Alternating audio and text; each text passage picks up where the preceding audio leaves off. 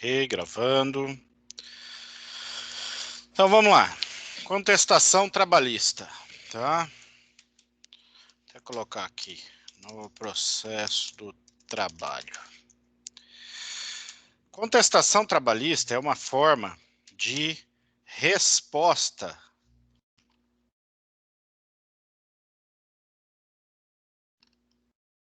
Só, a partir de agora, como eu não estou com duas telas hoje, então eu não consigo acompanhar o chat e fazer e ir preenchendo ali os títulos ali, os itens para a gente acompanhar a aula, tá? Então, se tiverem alguma coisa para falar, qualquer coisa, alguma coisa para perguntar, me interrompam, tá? Fala uma coisa, de preferência até abre o vídeo e me chamem, ok? Porque senão eu não vou ver que vocês estão falando alguma coisa, ok? Então vamos lá.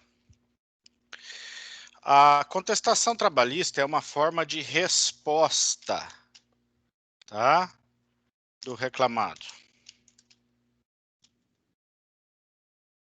Quais são os tipos de respostas do reclamado? Nós temos algumas formas de atitude que o réu, em toda ação judicial, civil ou trabalhista, pode tomar, entendeu? Entre essas atitudes está a contestação. Mas é importante a gente ter uma noção geral de qual é esse tipo, né, de comportamento que o reclamado pode ter mediante uma citação da reclamação trabalhista. Então, o que ele pode fazer diante de uma reclamação trabalhista? Bom, ele pode apresentar uma contestação, ok? Uma contestação é justamente uma contraposição aos argumentos, aos fundamentos trazidos na petição inicial. Tá?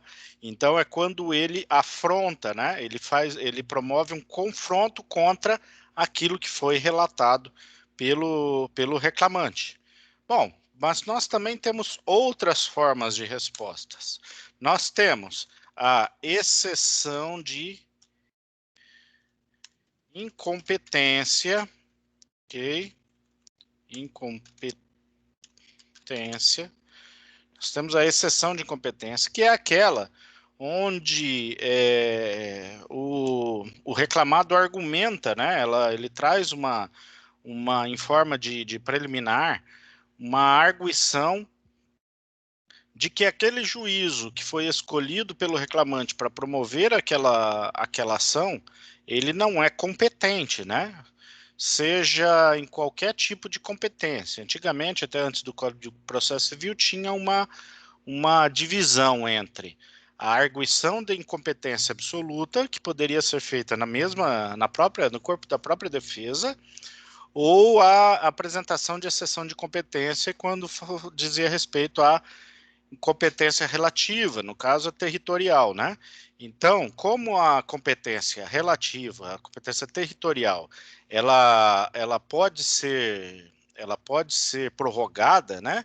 Ou seja, se ela não for oposta no momento certo, o juízo, uma vez incompetente por força territorial, ele passa a ser competente para julgar aquele conflito de interesse. Na competência absoluta, ele não tem essa possibilidade de prorrogação de competência, ou seja, se ele já é incompetente, ele será incompetente sempre, causando nulidade se o processo continuar a tramitar naquele juízo, né? Então, nós sabemos que, a partir do Código de Processo Civil de 2015, ele unificou essas pontas, né? Não é mais necessário, não é mais necessário você aduzir uma exceção de incompetência fora da contestação. Você pode apresentar a contestação com a exceção de competência no seu próprio corpo, tá? Entretanto, há aí instrumentos aí no caso do processo de trabalho, principalmente, que te garante a possibilidade de apresentar a exceção de competência sem necessidade de apresentar a contestação num primeiro momento. E assim que o juízo for levado a decidir a respeito daquela exceção de competência, aí sim ele vai receber posteriormente, reiniciando a sua intimação para poder apresentar a contestação ou redesignando a audiência novamente, tá? Mas isso a gente trata aí com um pouquinho mais de atenção na próxima aula, tá? Nem tenho certeza absoluta se eu vou dar exceção de competência, mas se tudo der certo, a gente pode promover. Entre as exceções também está a exceção de suspeição barra impedimento do juízo, né? Ou seja, se ele tiver entre aquelas hipóteses em que causa suspeição ou impedimento do juízo, então há também a possibilidade de se apresentar essa exceção, também possivelmente no próprio corpo da contestação. Ou seja, o Código de Processo Civil, no caso, e o processo trabalhista acabou albergando isso, deu margem aí para aplicação da regra da concentração, né? Na verdade é um princípio, né? Um princípio processual, da concentração dos atos processuais. É por isso que ele trouxe ali essa possibilidade de se alegar tudo ali dentro da própria contestação. Então, a exceção de suspeição e a exceção de impedimento, né? A exceção de suspeição tem lá as suas hipóteses, né? E a exceção de impedimento também tem lá outras hipóteses no Código de Processo Civil. No caso da CLT, você não vai achar uma previsão de exceção de impedimento propriamente, você vai achar só de suspeição, mas se aplica a de impedimento mesmo nos termos do Código de Processo Civil também, tá? Por quê? Porque a de impedimento é aquela que o juiz não pode, é de ofício, né? Teria que ser de ofício a declaração de impedimento. É quando ele é parente de uma das partes, ele tem um interesse direto no processo, ou seja, a suspeição já é um pouco mais amena do que o impedimento, né? A suspeição diz respeito à amizade, uma relação de amizade, já ter atuado na causa anteriormente, já ter proferido algum julgamento a respeito da causa, né? Por exemplo, o juiz era de primeira instância, aí o processo começou nele, aí ele é promovido para o tribunal em segunda instância. Aí o processo passa o tempo, o processo entra em grau de recurso e acaba na mão dele. O desembargador tem que se dar por suspeito.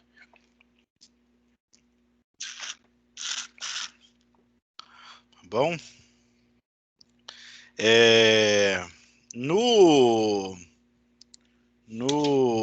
há também a possibilidade dele fazer uma reconvenção.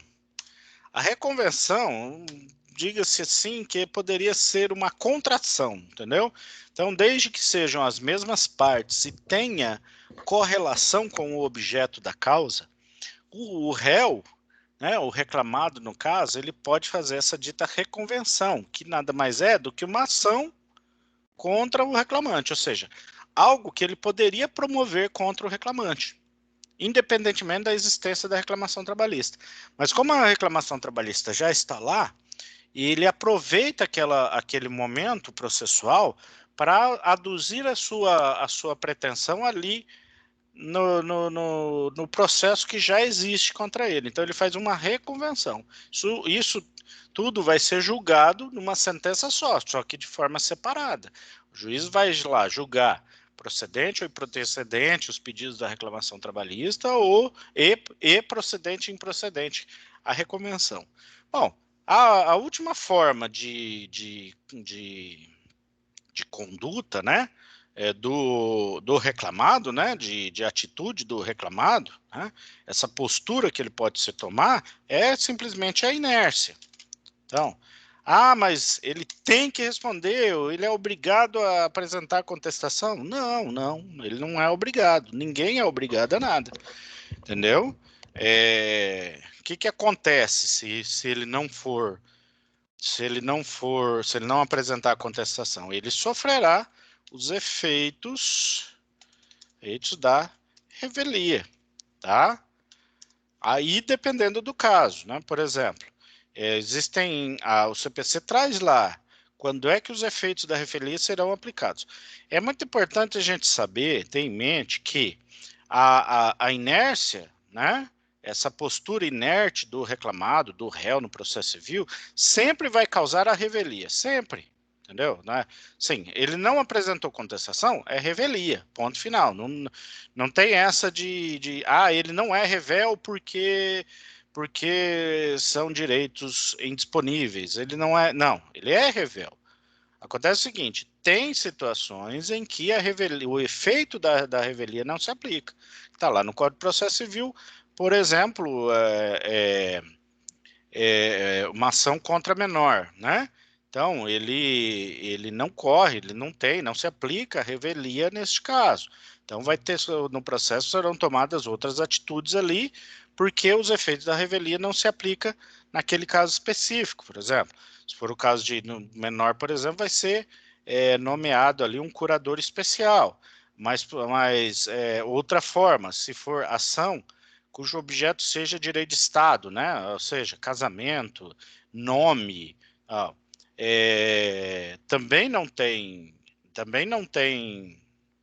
não se aplica os efeitos da revelia, de forma que o cara, mesmo revel, ele não vai ter curador, por ser maior, tal, então não vai ter curador, vai ser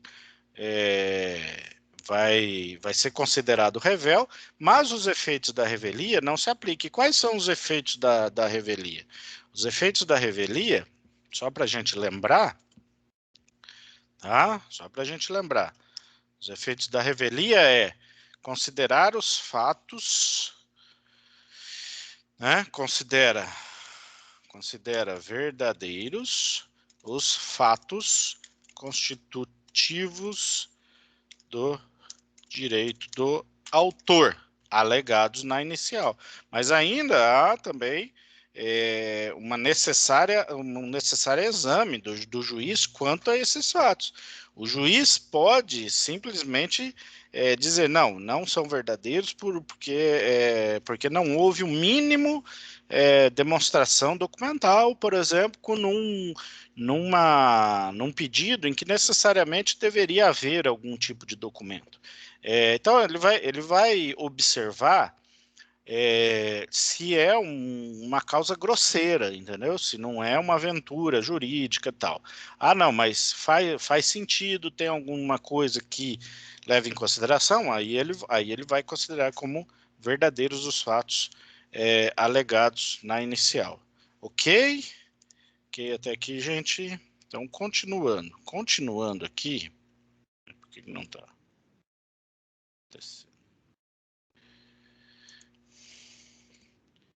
Então, continuando aqui,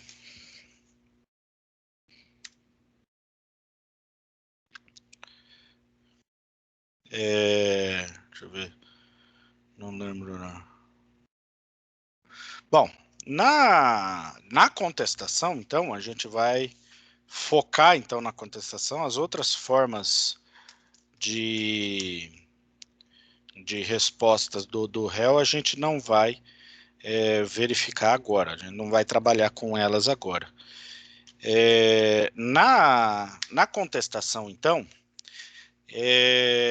passando da parte teórica, um pouco antes da gente entrar efetivamente na parte prática, então trata-se de uma petição direcionada ao mesmo juízo onde está se processando a reclamação trabalhista, é claro.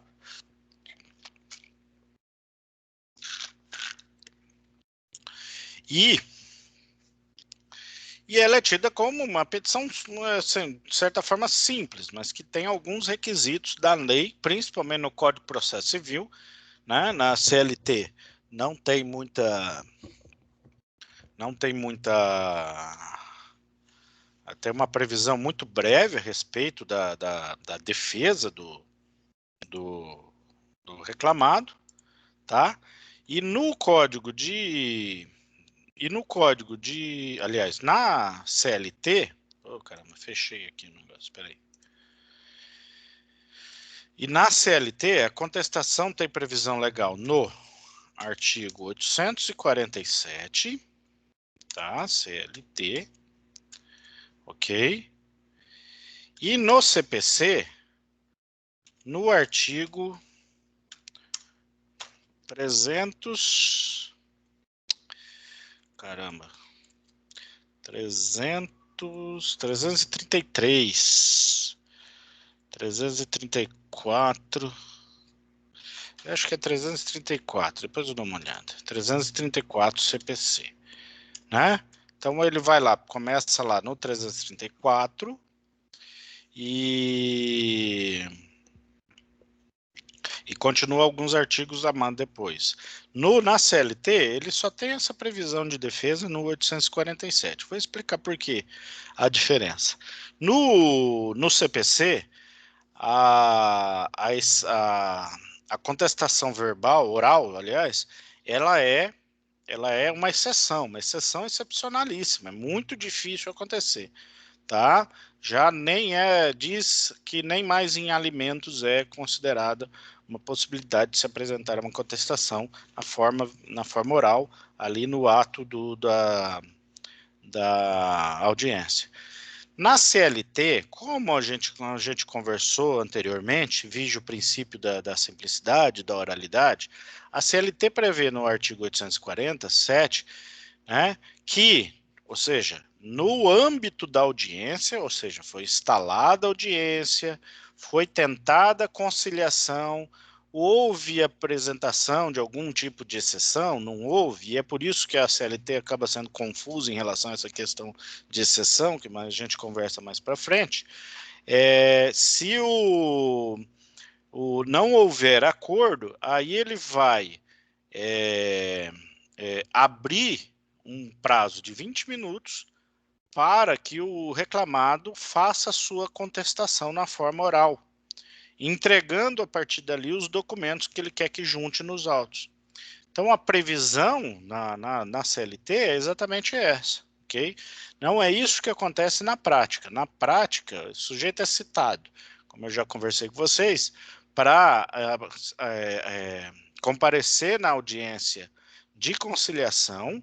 Se o processo for eletrônico, há essas opções de apresentar a contestação até 1 hora antes da audiência, outros juízos que permitem que deixe apresentar até 48 horas após a audiência, mas é inclusive sugerido, pedido para o advogado para que ele não apresente na forma escrita, junto com os documentos, e não na forma verbal. Né? Por quê? Porque eles não querem tumultuar a audiência, tumultuar no sentido assim, de dilatar o tempo da audiência. Porque se ele apresenta a contestação oral, já tem o período de tentativa de conciliação, tal, mais a contestação oral, aquela audiência acaba demorando demais. E como não há mais, né, na praxis, na prática, não há mais essa união, essa audiência una, né? Ou seja, que todos os atos processuais são praticados se forem possíveis, tudo do âmbito de uma audiência só, desde o início até o final. Como a audiência é partilhada, a intenção é que essas audiências de conciliação não haja muita demora. Então, há esse pedido aí para que seja por escrito, né? E no artigo 334, é por uma observação, eu diria nem por aplicação subsidiária, né? Porque é possível, de acordo com 640, perdão, eu tô ruim de memorizar artigo ultimamente, de lembrar de artigo ultimamente. Estou ficando velho, estou esquecendo os números. Mas tem um dispositivo que fala sobre a aplicação subsidiária do Código de Processo Civil ao processo do trabalho, né? Onde vem primeiro a lei da execução fiscal, né? Que se aplica, no caso, a execuções, e depois vem o Código de Processo Civil quando a CLT for omissa em determinada situação. Mas diria assim, nem por isso, porque na verdade ela prevê a forma de defesa, né? Mas a aplicação do CPC se dá mais numa orientação de postura teórica no processo de trabalho. Por quê? Porque a parte teórica do processo quanto à defesa, quanto a toda a teoria processual, entre o processo civil e o processo de trabalho é a mesma, né? Não tem uma diferença básica, principiológica, uma diferença fundamental em relação à teoria do processo do trabalho e à teoria do processo civil. Tá?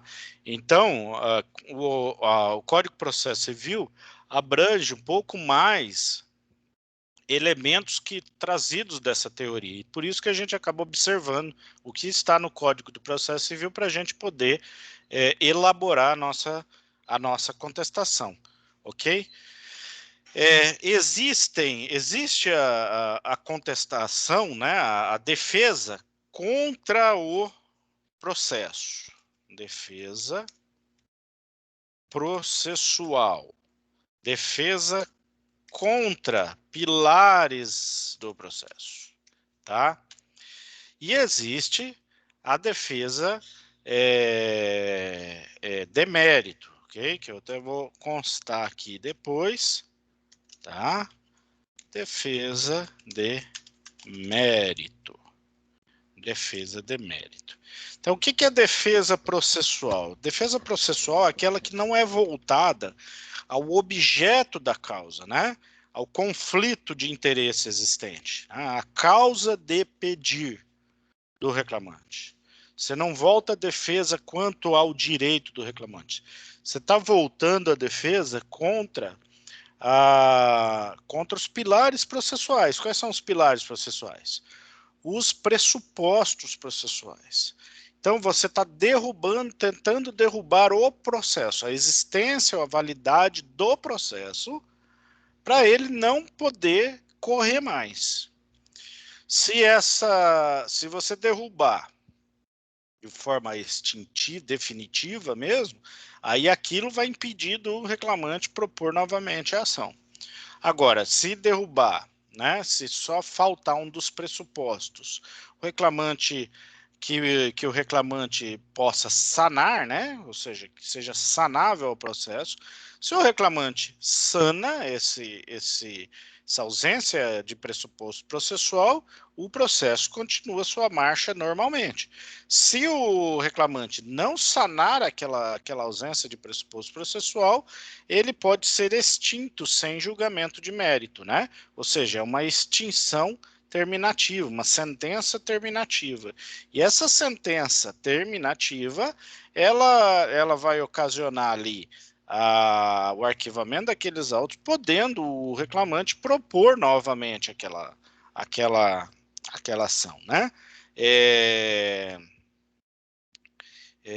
Então, é importante destacar que essas defesas processuais, por serem prejudiciais ao mérito, por quê? Porque se você ataca o processo onde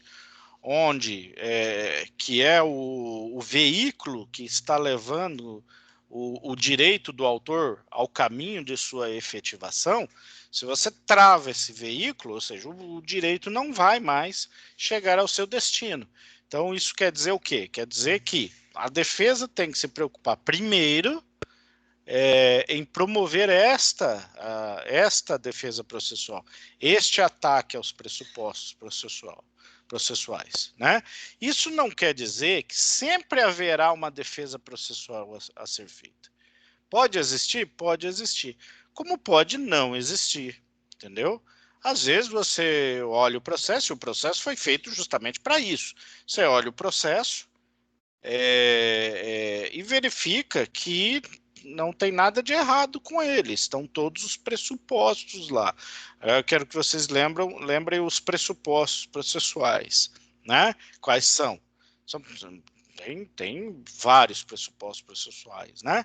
Então, uma petição inicial apta, é um pressuposto processual de validade. A própria petição inicial é um pressuposto processual de existência, independentemente da sua aptidão ou não.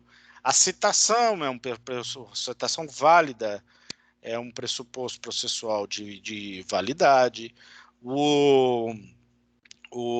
A capacidade processual também.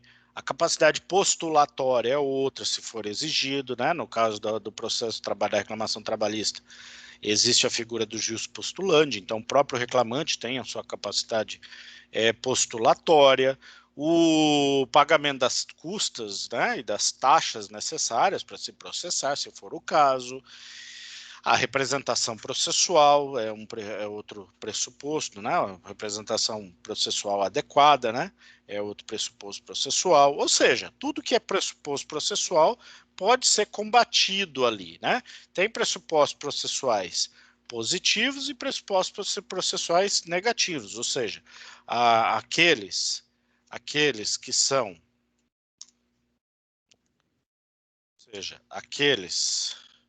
opa, não tá fazendo por quê?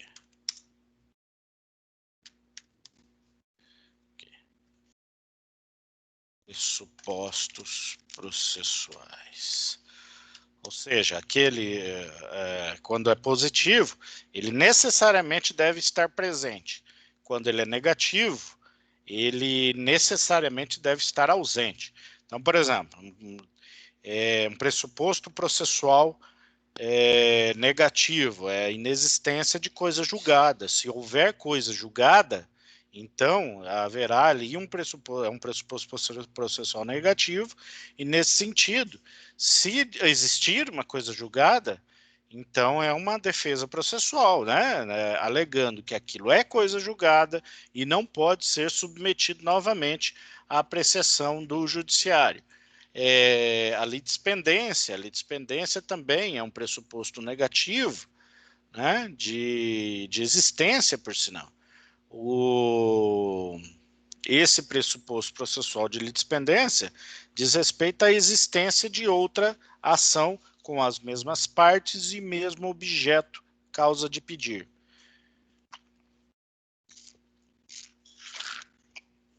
Ou seja, é uma ação idêntica, né? E no caso de litispendência, é interessante destacar que às vezes ser idêntica não quer dizer exatamente que uma ação tem que ser necessariamente igualzinho, os mesmos pedidos, tudo certinho. Não. Quando existe uma ação que tem determinado objeto, pede um monte de coisa, e uma outra ação que pede um pouco menos, mas isso que a outra ação está pedindo está albergada nesta aqui, há litispendência também. Entendeu? Então, por exemplo, se essa aqui foi proposta antes, ela pode vir a extinguir os pedidos que foram feitos nessa com mais pedidos, mas somente aquelas que estão em litispendência. Os demais continuarão normalmente, tá?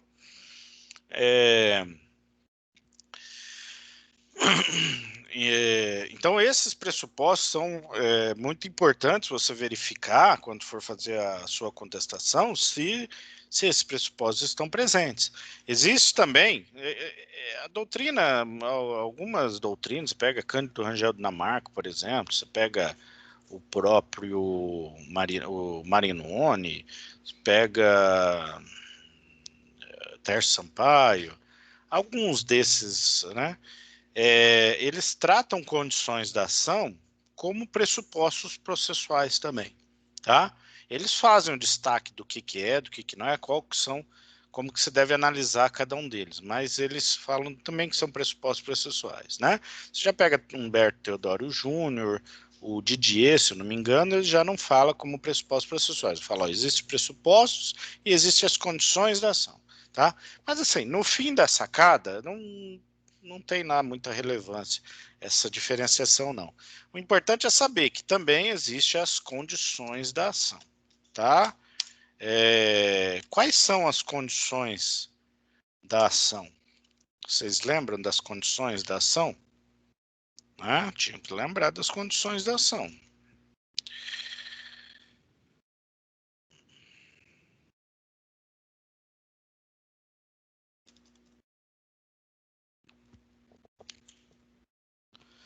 As condições da ação são...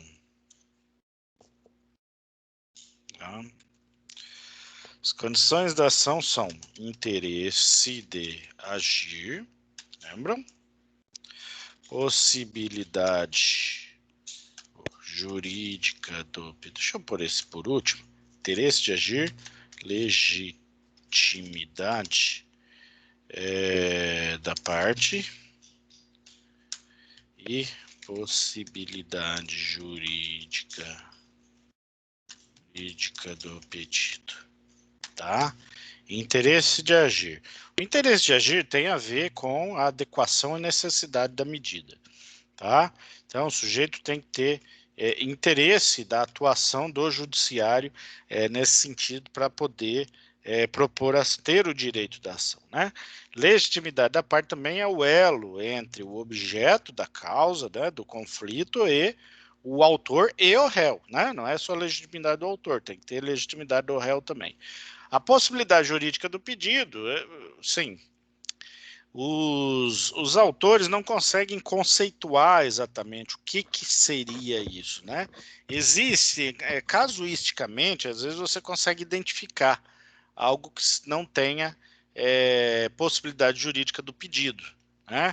Mas isso é muito difícil, né? O que Humberto Teodoro, por exemplo, traz um exemplo que é no caso de cobrança de dívida de jogo, né? Como o próprio jogo é proibido, a cobrança da dívida por jogo, ela teria uma possibilidade de não seria um pedido possível, né? Na esfera do direito. Há outras formas de possibilidade jurídica do pedido, mas como eu disse, ele é muito casuístico. O que a doutrina tem feito? A doutrina tem preferido albergar esses aspectos de possibilidade jurídica do pedido como interesse de agir.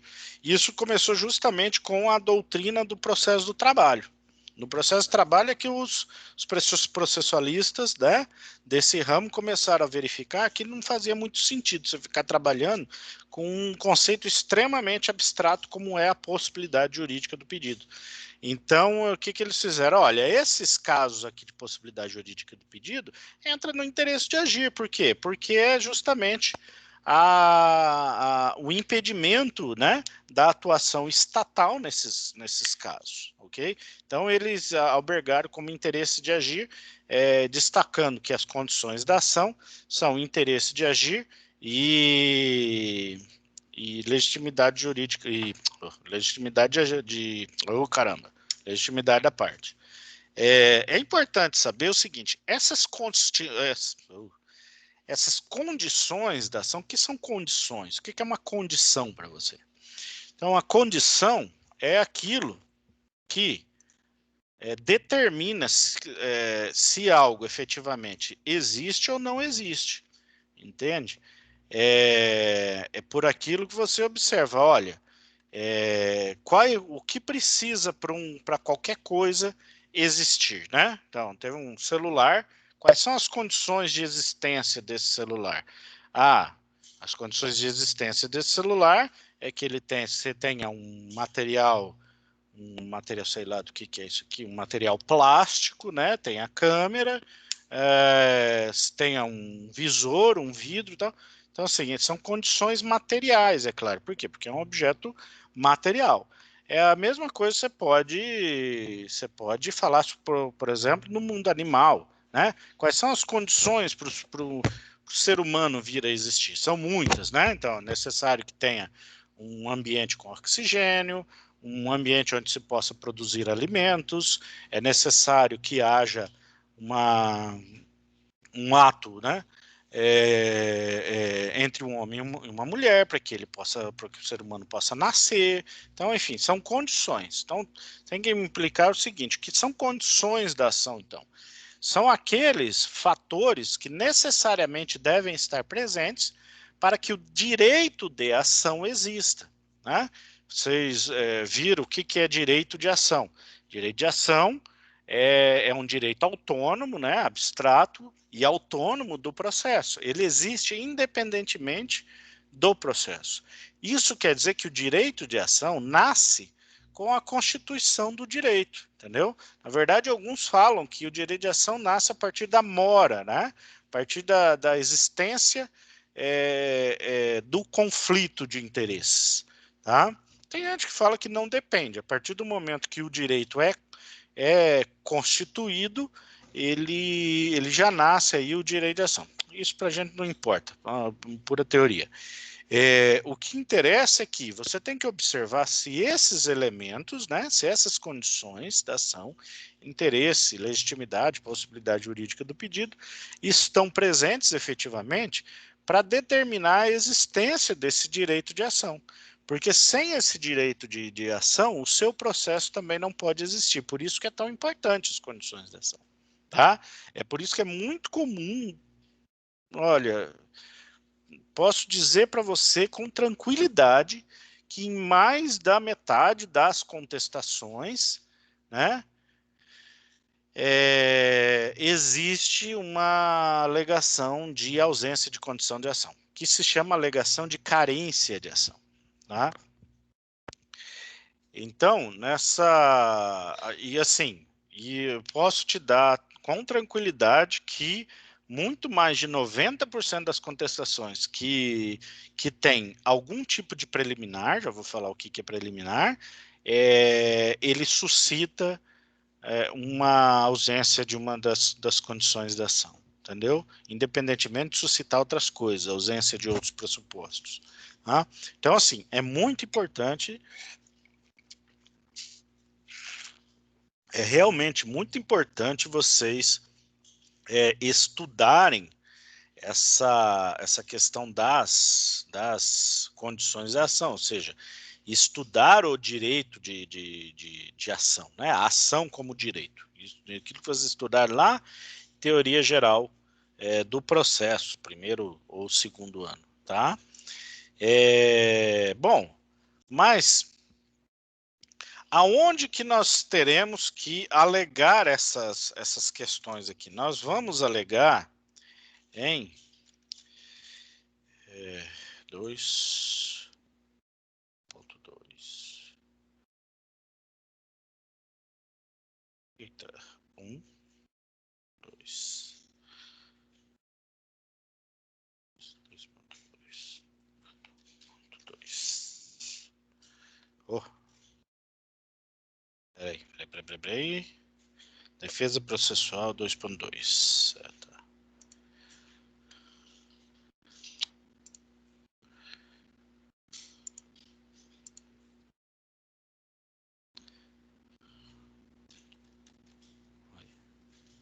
Onde que nós vamos alegar essa defesa processual?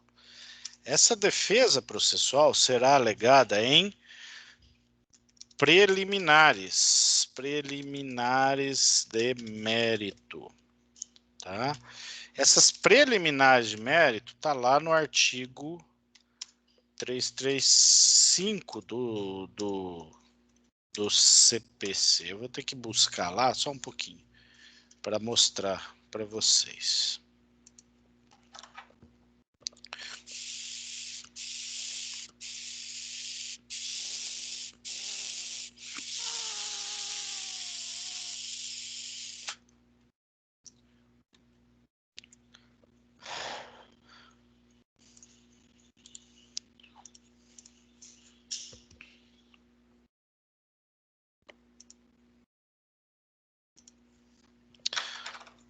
Três, três, 7.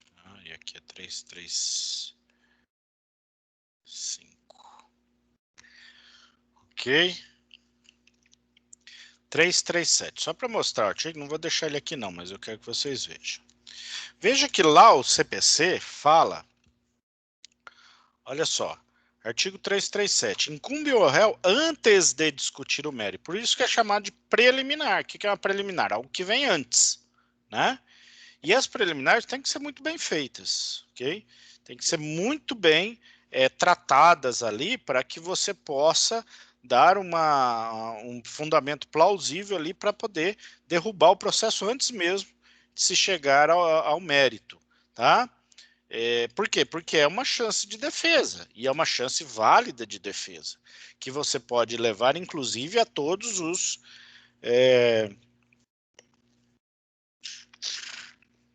as instâncias possíveis. Então veja lá, ó, incumbe ao réu antes de discutir o mérito. Aí ele traz ali, ó, o que você deve alegar antes de trazer o mérito. Todas são coisas de pressupostos processuais, ó. Inexistência ou nulidade da citação, incompetência absoluta relativa. Aqui é onde diz, né? Antigamente, a incompetência relativa era só por exceção numa petição em apartado. Agora você pode fazer no próprio corpo da contestação, tanto a absoluta quanto a relativa. A absoluta você fazia na contestação e a relativa você tinha que fazer uma exceção em apartado. Agora, tudo uma coisa só. Ó, incorreção no valor da causa, inépcia da petição inicial, perempção, litispendência, coisa julgada, conexão, incapacidade da parte, defeito de apresentação, falta de autorização, a existência de algum, um pressuposto processual negativo, né? Ou seja, não pode ter uma convenção de arbitragem, porque se tiver uma convenção de arbitragem, vai para o setor de arbitragem, apesar de que isso aqui não se aplica aí na Justiça do Trabalho, porque não cabe a arbitragem nos direitos trabalhistas individuais, né? A ausência de legitimidade ou interesse processual, olha aqui as condições da ação. E ele não fala em possibilidade jurídica do pedido, né? A gente já sabe por quê. Falsificação do... Então veja que ele já traz aqui os elementos. Olha, antes de você adentrar o mérito, você tem que alegar uma dessas questões aqui, se for o caso, tá? Não tem obrigação, vou até escrever aqui, ó, não tem obrigação de se apresentar uma preliminar. Não existe essa obrigação, tá? Porque quando que você vai apresentar uma preliminar? Quando efetivamente estiver ausente algum pressuposto processual, uma condição para a existência da ação, tá? Se não tiver, e o processo foi feito para isso, o processo foi feito para correr de forma válida, né? De forma que ele exista, né? De acordo com as normas jurídicas e que tenha a sua validade. Então, o sistema foi criado para essa finalidade. A exceção deveria ser a existência de alguma preliminar, né? Da ausência de algum pressuposto processual. Então, se você observa o processo, está tudo certinho, não tem o que alegar, você não precisa alegar, tá? Não precisa alegar. Mas devo dizer, é muito comum, tá? Alegar-se alguma preliminar, e é comum também ser acolhida. Tá? Não pensa assim, não, preliminar é muito difícil o juiz acolher. Não, é muito comum, na verdade. Tá? Então, essas preliminares de mérito, ou seja, você vai alegar no início do processo, tá? Antes de aduzir o mérito. Por quê? Porque é a defesa processual. Nessa aqui, você vai alegar justamente, né? Alega a ausência de condições da ação. Né? Essa ausência dessa condição de ação, ela vai gerar, né? Ela diz respeito a preliminar de carência de ação. E você pode dar esse nome, ó, preliminar de carência da ação. O que é uma carência? Carência é a falta de, né? A falta de alguma coisa. Então, a carência de ação é a falta de ação. Falta de ação não é que, mas a ação está aí, está proposta. Não, o que está proposto é um processo cujo direito de ação inexiste. Então, se o direito de ação inexiste, tampouco o processo poderia existir, tá? Inclusive, tem doutrinador que fala que a existência do direito de ação é um pressuposto processual de existência do processo, tá? Também não é uma questão... na verdade, eu até entendo que esse é um pensamento correto, mas também para a gente não é uma questão que importa muito. O que importa é que a falta de ação elimina o processo, né? Então você pode alegar como preliminar de carência de ação, aí depois consta lá especificamente qual é a carência do direito de ação. Está no interesse de agir? Está na falta de legitimidade? Está na impossibilidade jurídica do pedido? E daí, e assim por diante. Bom, e alega, outra preliminar também, não deu certo aqui. E outra preliminar também,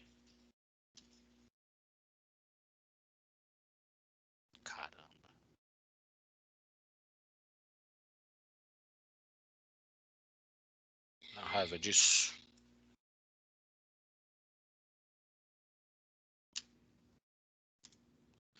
E a outra preliminar alega ausência de algum pressuposto processual, né? Quais? Alguns deles que estão aqui. Ou a presença de algum negativo, é claro, né?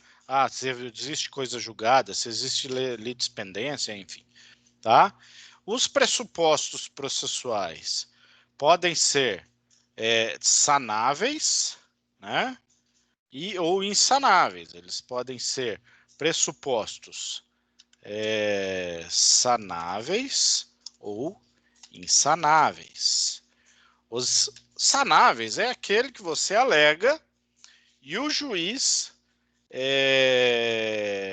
vai observar se tem a possibilidade do autor, do reclamante, no caso, sanar esse vício, né, para regularizar o processo. Então, por exemplo, o pressuposto processual, sei lá,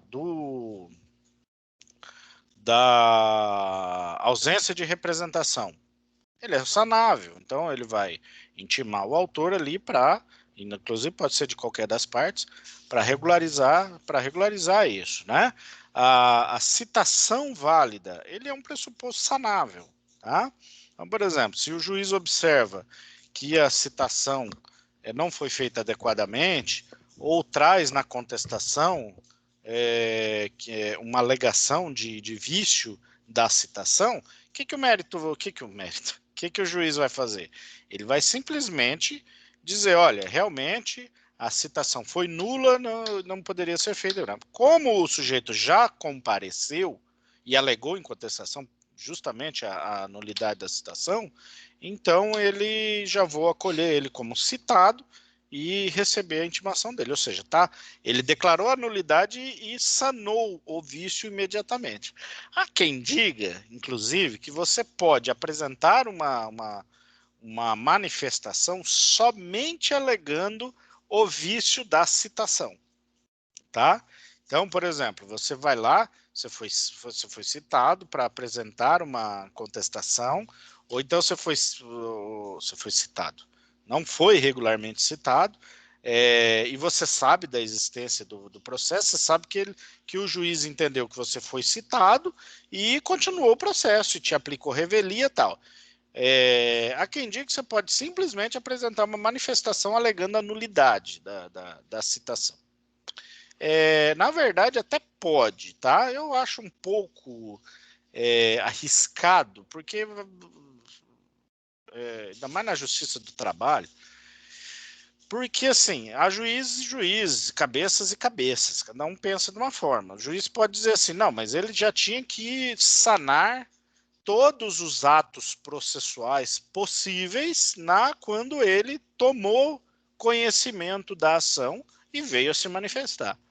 Se ele não se manifestou no primeiro momento, precluiu o direito dele de provocar o ato, né, de produzir aquele ato posterior à nulidade. Okay? Por quê? Porque ele estava sanado a partir daquele momento. Eu já vi decisões assim. Então, assim, eu acho um pouco arriscado, você não precisa se arriscar no direito. É lógico, se você estiver falando de um processo com sigilo, um segredo de justiça, aí isso se torna muito dificultoso, porque você não vai conseguir acesso aos autos antes de apresentar uma manifestação. Aí é lógico que daí vem a questão da racionalidade no processo, né? Do bom senso, propriamente dito. Agora, em tese, o correto era que você poderia sim alegar uma nulidade da citação, numa manifestação simples, que não é contestação, o juiz analisar, decretar a nulidade, só que daí, a partir desse momento, o que ele vai fazer? Bom, como ele se apresentou espontaneamente, somente pedindo a nulidade, ele vai anular os atos processuais até o ponto da nulidade, do ato nulo, ou seja, da ausência de uma citação válida, e vai produzir os atos que não são aproveitáveis a partir daquela nulidade. Tá? E entre os atos não aproveitados a partir daquela nulidade está a necessidade de te permitir apresentar uma contestação. Nesse sentido, ele deveria decidir a nulidade e te oportunizar novo prazo para apresentar a contestação. Tá? O correto é isso, é óbvio, né? Porque, assim, você pode se apresentar para alegar somente a nulidade. Agora, quando você é um advogado que conhece o juiz, que sabe como é que ele julga naquele sentido, que sabe como é que o tribunal aprecia naquele sentido, mas eu diria nem o tribunal, porque assim, isso é coisa para você acabar na primeira instância, verificar como é que o juiz julga nesse sentido, o que ele entende.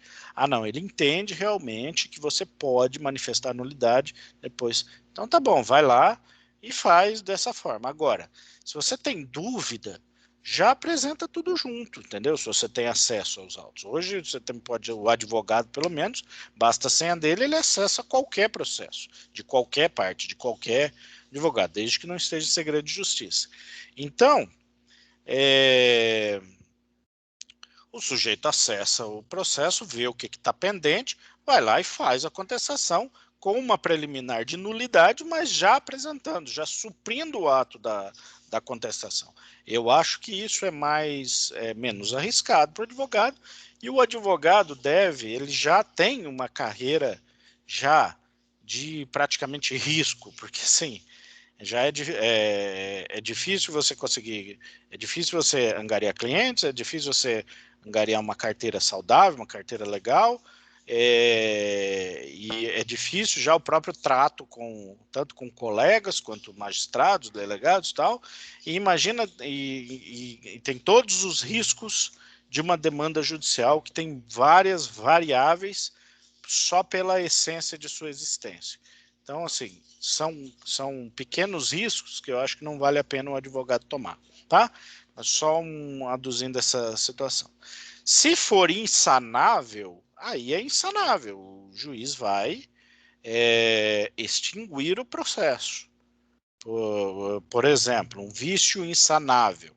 A existência de coisa julgada. Se existir coisa julgada, ele vai extinguir o processo. Ele pode extinguir parcialmente o processo, né? Por exemplo, digamos que a coisa julgada seja em razão de parte dos pedidos. Aí ele não extingue tudo, ele extingue só aquela parte que tem coisa julgada, né? Então, é comum, por exemplo, um reclamante, ele propõe uma ação pedindo uma série de coisas ali. Aí ele pede lá, condenação de horas extras, férias, diferença salarial, não sei o quê, um monte de coisa. Só que ele teve uma ação anterior, 2 anos antes, que pedia as mesmas coisas e foi julgada.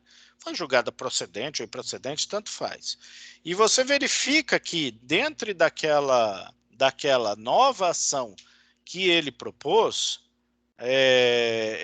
está abrangendo um período de direitos em que foram propostos naquela ação também. Então, nesse sentido, aquele que está abrangendo lá, você pode falar, não, mas espera aí, aquelas horas extras lá, que foram condenadas lá naquele processo anterior, de 2 anos antes, já tem... O que você quer? O que foi? Toma, toma. Você vai ficar aí? Não tá. Já estão albergadas pela coisa julgada, tá? Então isso não é comum, efetivamente, você a coisa julgada, mas é normal, não é algo tão fora da realidade. A gente vê várias vezes. Então, quando é insanável, o juiz simplesmente extingue o processo, tá? O importante é você, ó, sem volume, sem volume. O importante é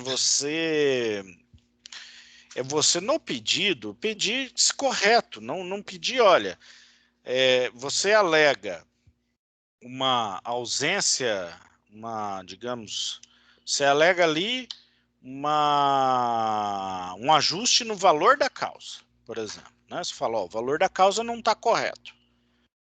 Aí não faz sentido você alegar a inadequação do valor da causa e no pedido final pedir para que o juiz extingua o processo em razão disso, tá? Isso não faz sentido. Por quê? Porque ele é plenamente sanável, né? Então, basta uma intimação para o reclamante e para ele adequar o valor da causa. Inclusive, o valor da causa hoje ele pode ser adequado de ofício, né, pelo juiz. O juiz pode simplesmente falar, não, o valor da causa não é esse, é aquele outro. Então, assim, então não faz sentido. Então, a única coisa que a gente tem que observar é se você vai pedir aquilo que deve ser pedido. Olha, existe esse problema, esse vício processual, e esse vício processual é sanável. Como que ele deve ser sanado? É uma conduta processual do autor que deve ser promovida para sanar o vício? Então você vai pedir para que ele seja intimado para sanar o vício. É uma conduta que o próprio juízo de ofício pode tomar, você vai pedir para o juiz tomar essa medida. Se é insanável, aí sim, olha, existe esse vício processual e ele é insanável. Então, por ser insanável, a ação deve ser extinta, o processo deve ser extinto, sem julgamento de mérito, né? Sem julgamento de mérito. Olha, existe uma coisa julgada, a preliminar de carência da ação. A carência da ação, por que ela é tão oposta, né? Tão batem com força na questão da carência da ação?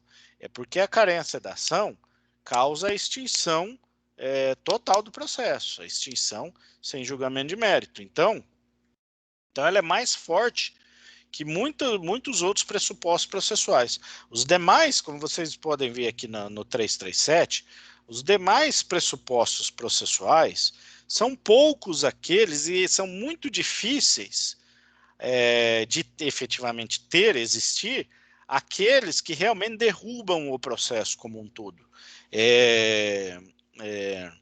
Você vê lá, o que vai derrubar? Uma coisa julgada. Pô, quantas ações que você vai pegar que já vai ter coisa julgada, entendeu?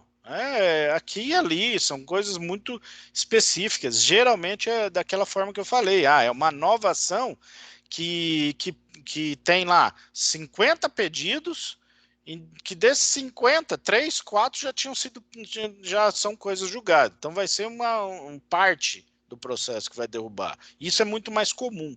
É muito difícil pegar e existir exatamente a mesma ação, exatamente igualzinha, compreendendo o mesmo objeto, tudo de uma coisa julgada, ser processada novamente. Isso é muito raro. Então, o que acontece mais é justamente isso. Por falha do advogado na hora, e não viu, não sabia que já tinha tido uma ação anterior, e isso acontece muito, tá? Do sujeito procurar você, eu quero propor, daí vai para a litispendência, né? Quero propor uma reclamação contra a empresa, não sei o que, não sei o que. Aí o advogado vai lá, propõe a reclamação, vai lá, papapá, aí quando vê, tem litispendência. Aí é até pego assim de forma automática pela própria justiça, né? Aí vem lá, tem uma litispendência. Falou, ué, o que está acontecendo? Vai ver, tem uma outra ação que foi proposta 1 mês, 2 meses antes. Aí você pergunta pro cliente, nunca aconteceu comigo, mas eu já vi acontecendo mais de uma vez. Aí o advogado vai lá, pergunta pro cliente, o cliente, mas eu procurei lá o doutor tal antes de você, mas eu achei que ele não estava fazendo nada, eu fiquei ali uma semana, ele não me deu retorno, não me falou nada. Porra, entendeu? Aí o advogado fica com uma cara desse tamanho, trabalhou, não vai receber provavelmente, porque vai acabar, vai cobrar né, geralmente, coitado, vai cobrar do cara. Mas é o seguinte, às vezes chega até a se parecer má fé. Então isso pode acontecer, né? Mas é mais difícil. Coisa julgada de litispendência, por exemplo, é mais comum acontecer de forma parcial e não total em relação à ação, tá?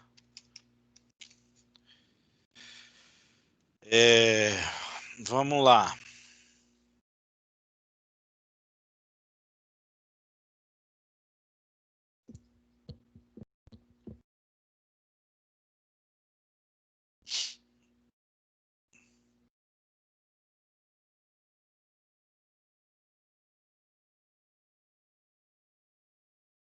Estou tentando ver aqui onde que nós vamos continuar aqui.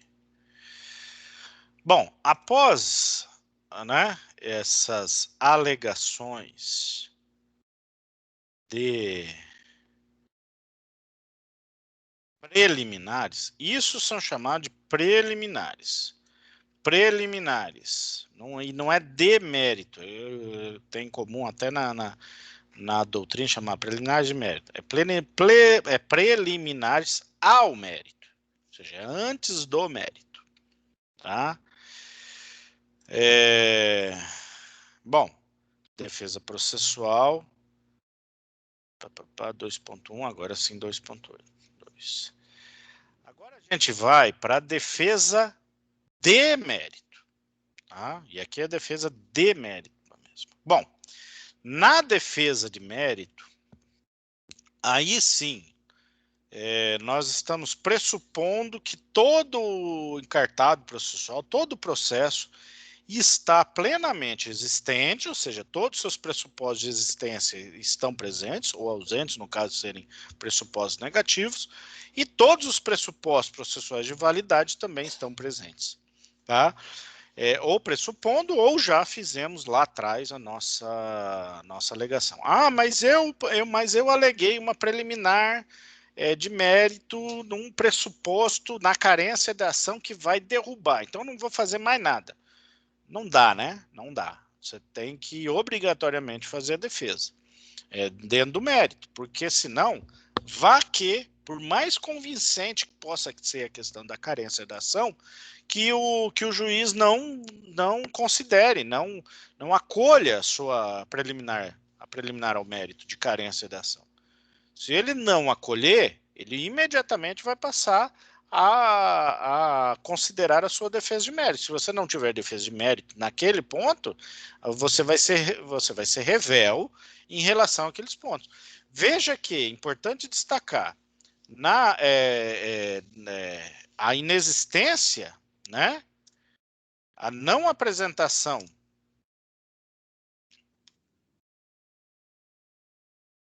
Cacilda.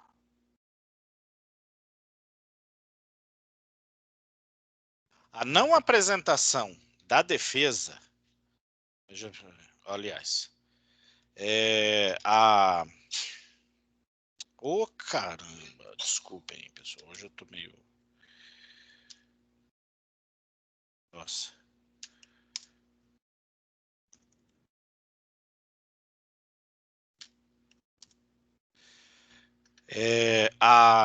Mesmo apresentando a contestação, sim, né, a peça contestação,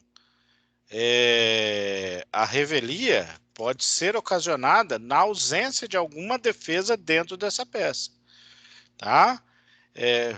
Ocorre na inexistência de defesa de cada item. É por isso que lá no Código de Processo Civil diz lá assim, olha, o réu, ele obrigatoriamente tem que contestar cada ponto da inicial, né? Ele não pode deixar passar nenhum deles. Se ele deixar passar um deles, ele tem que ser exauriente. E outra, de forma específica, não é cabível, não é possível, né? Não é aceitável uma contestação geral. Só em excepcionalíssimas exceções, como curadoria de pessoa ausente, de pessoa citada por edital, tal, e aí consideram-se ali a defesa, a contestação geral no mérito. Mas isso por quê? Porque são casos que já não se aplica os efeitos da revelia, entende? Então, agora, se você apresentou a peça contestação, você foi lá, protocolizou, nessa peça contestação tem lá o seu preâmbulo, seu direcionamento, seu preâmbulo, tem lá a preliminar ao mérito, tal, não sei o quê. Aí, no mérito, o cara pediu lá, falou um monte de coisa, pediu 10 pedidos. Ah, você contestou 3, 4 deles. O resto, você será revel, tá? Você vai ser considerado revel sobre aquele que não contestou, tá? Então, tem que ter muito cuidado com essa situação. Deve contestar especificamente todos os pedidos, os pedidos alegados. É lógico que, de repente, às vezes, de um fato só, gera 2, 3, 4 pedidos, né? Seja de pedidos condenatórios ou pedidos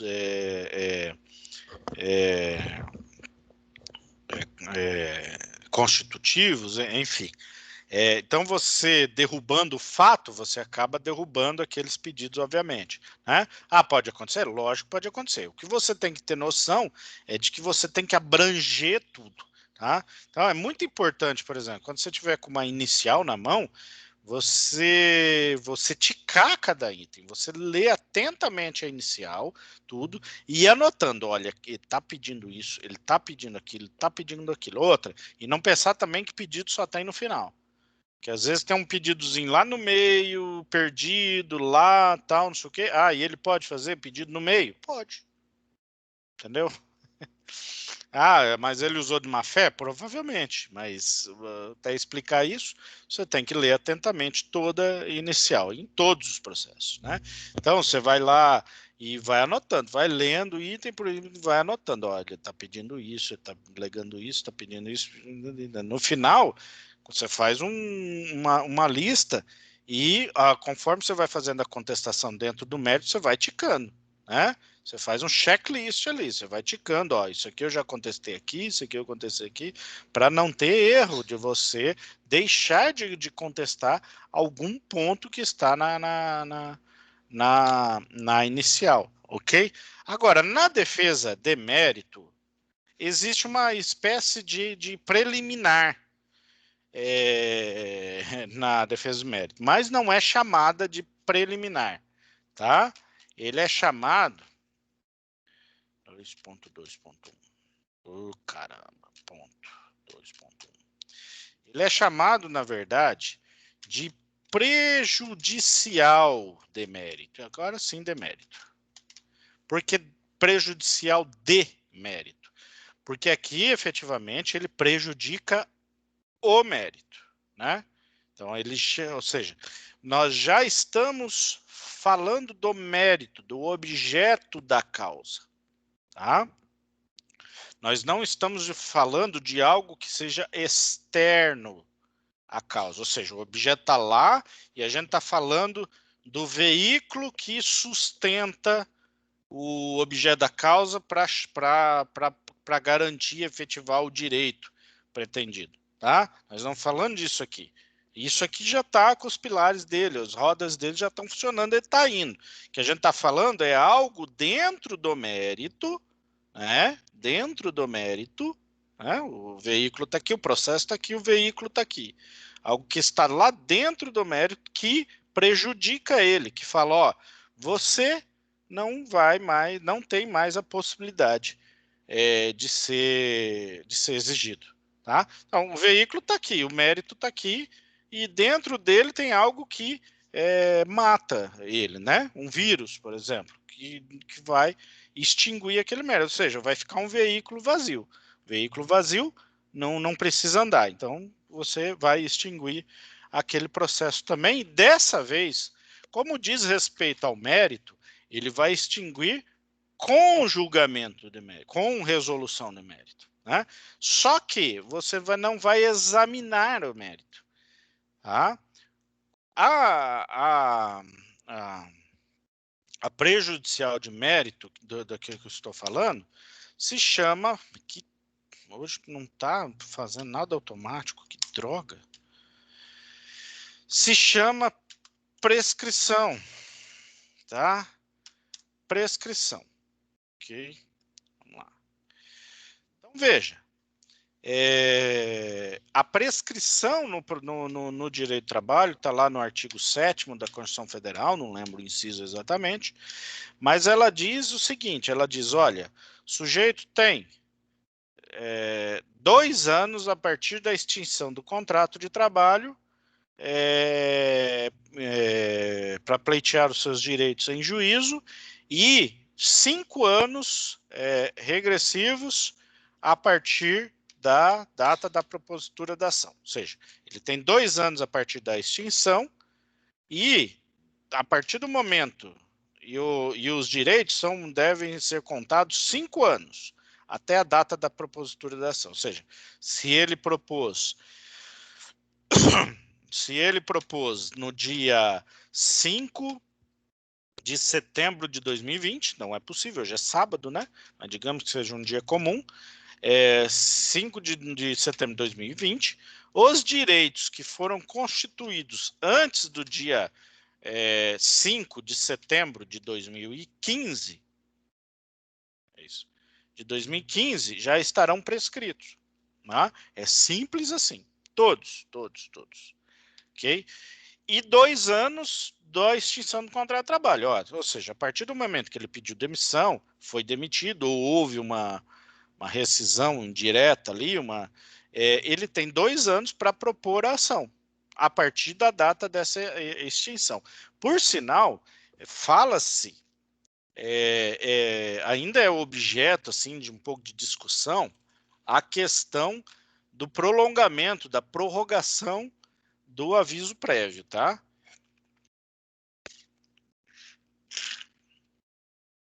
Então nós temos que ter muito cuidado com isso.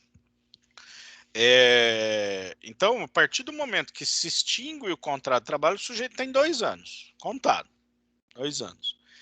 Há na doutrina quem chame esse prazo de decadencial. Ele fala, não, esse prazo é decadencial, porque ele extingue o próprio direito. Tal. Eu, sinceramente, eu não sei vocês, mas até hoje eu não consigo engolir muito essa questão de diferenças entre decadência e prescrição, entendeu?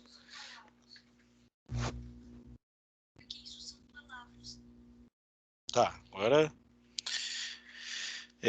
de decadência e prescrição. Realmente eu não vejo assim, mas é que eu sou muito dogmático também. Então, assim, eu não vejo muita relevância nessa distinção. Se você for na teoria, tem 1000 explicações para dizer quando é decadência, quando é prescrição e tal. Mas na prática, eles funcionam da mesma forma, entendeu? Não tem muita razão de você ficar se debatendo nisso. Mas, enfim. Há autores que chamam de decadência. E há autores também que falam que é prescrição, que não é decadência. Que é a prescrição bienal e a prescrição quinquenal. Tá? Ou seja, que tem a de 2 anos e a de 5 anos. Então você vai ter que alegar exatamente isso aí na sua prejudicial de mérito. Veja que a prejudicial de mérito ela vai depois das preliminares. Por que que é? Porque a prejudicial de mérito ela já é defesa de mérito, entendeu? Ele já é uma defesa dentro do mérito. Então, quando você fala de pressão, você já está promovendo uma defesa meritória. Então, você não está mais falando do processo, você está falando do objeto da causa de pedir, entendeu? Só que por que ele é prejudicial de mérito? Por quê? Porque não se precisa examinar se o direito, se o reclamante tem razão ou não no seu pedido, se ele efetivamente tem direito ou não. Não tem razão nenhuma de se examinar isso, entendeu? O que você delimita? Você delimita a causa de pedir. Ó, a causa de pedir dele, né?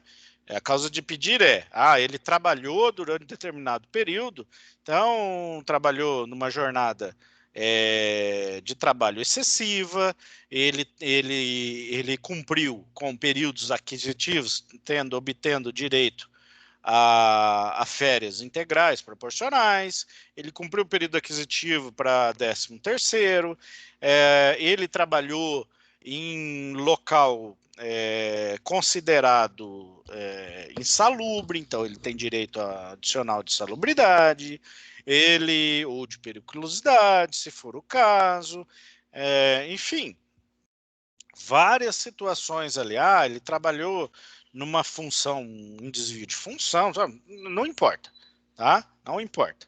O que você vai observar? Você vai observar, de acordo com a causa de pedir dele, qual foi a data da constituição do direito, tá? Qual foi a data da constituição do direito? Quando que o direito que ele está pleiteando teria sido constituído se ele tivesse razão, tá? Horas extras. Então, ele vai constituir o recebimento das horas extras, direito a receber as horas extras se constitui no primeiro dia do mês subsequente ao trabalho extraordinário realizado. Ou seja, na data do pagamento, na data do recebimento do salário. Então, a partir dessa data, ele vai, por isso que horas vezes se conta mês a mês, não se conta dia a dia, né?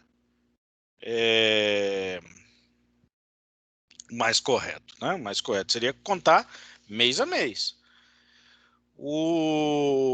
Então, você vai contar assim, olha, a partir daquele dia ali, aquilo que foi constituído até aquela data, né? 5 de setembro de 2020, até o dia 4 de setembro de 2020, ele não vai, aqueles direitos estarão prescritos, tá? Então, você não precisa examinar, apreciar o mérito. O juiz não precisa, ele precisa conhecer a causa de pedir, o objeto da ação, para ele poder fazer o exame necessário para saber se aqueles direitos pleiteados estariam prescritos ou não.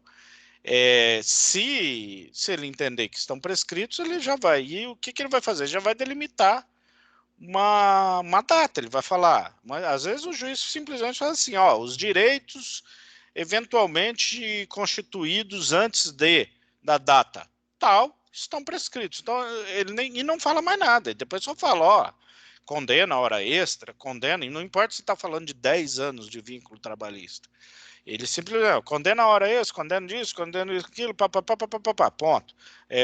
Faça-se os cálculos tal. Aí nos cálculos, aí o calculista vai observar assim, olha, não, apesar dele ter falado assim, sem estabelecer datas, ele falou, olha, é para calcular hora extras durante todo o período do contrato de trabalho, com exceção daquele período que ele disse que está prescrito lá em cima. Ok?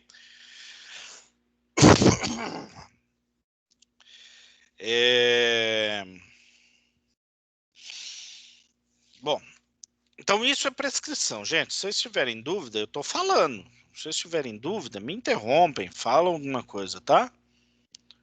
Senão a gente continua falando, porque assim, se tivesse em aula presencial, eu tenho certeza que a gente já estava conversando, tirando dúvidas e tal. E como eu não consigo nem ver vocês, né? Tem uns professores aí exigindo que se abra a câmera, tá? A câmera. Eu não sei se vocês estão entendendo ou não, se vocês estão acompanhando, entendeu? E olha, em aula de não presencial, você assistir uma aula, 2 aulas, você assistir um cursinho básico de aula não presencial, ainda vai. Agora, do jeito que vocês estão tendo, eu reconheço que deve estar sendo terrível. Você ter aula todos os dias não presencial é extremamente cansativo, é extremamente maçante. Eu entendo, compreendo isso. Olha só, nós estamos aqui, eu estou aqui falando, deu 1h42 de aula. E eu, sinceramente, parece que eu já estou aqui há umas 3 horas falando. Entendeu? Por quê? Porque é mais cansativo. Presencialmente é o contrário. Presencialmente parece que eu falei durante meia hora, quando eu vejo já tem 2 horas e meia de aula, assim. Então é realmente cansativo. Ok? Então, assim, não fiquem com dúvidas. Me interrompam, me perguntem, tá? Mas seguindo. Bom, passando então dessa pressão, deixa eu só constar aqui para ficar meio. Então, existe a quinquenal, tá? E a bienal. Então, é a pressão quinquenal e a pressão bienal.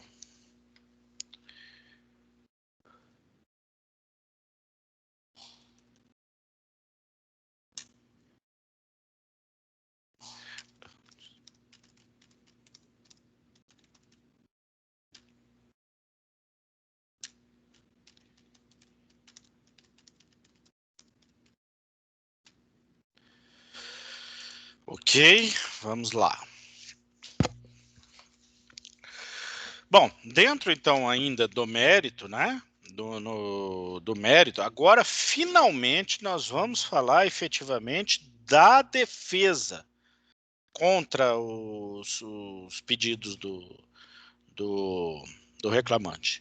E nesse ponto nós temos o seguinte, defesa de mérito, né? Nós temos também 2.2, nós temos ali duas formas. Defesa direta de mérito, tá? Ok? E temos a defesa 2.2.3, a defesa indireta de mérito, ok? Tá? Tem doutrina que traz a prejudicial de mérito como defesa indireta, tá? Eu não concordo com isso, não é uma boa classificação. Mas classificação é útil ou inútil, então não, não vem ao caso questionar isso. Só para vocês saberem que às vezes você vai estudar num livro que prejudicial de mérito está lá em preliminar, já vi também em livro, colocando a pressão como preliminares. Não é preliminar. Pelo amor de Deus. Não, na prova da ordem, principalmente, não me coloque lá. Preliminares. Aí entre as preliminares, prescrição. Pelo amor de Deus. Preliminares é antes do mérito. Por isso chama preliminares. Tá? No mérito já, aí você vai, antes de discutir o mérito propriamente dito, aí você vai fazendo uma prejudicial de mérito. Veja que isso é depois das preliminares, tá? Não pode ser antes, tá bom? Só tomem cuidado com isso, porque eu já vi em livro de prática não, de resumo, na verdade. Constar lá, olha, entre as preliminares a prescrição. Pelo amor de Deus, não me façam isso. Tanto é que o acolhimento, deixa eu colocar aqui. Insanáveis, acolhimento,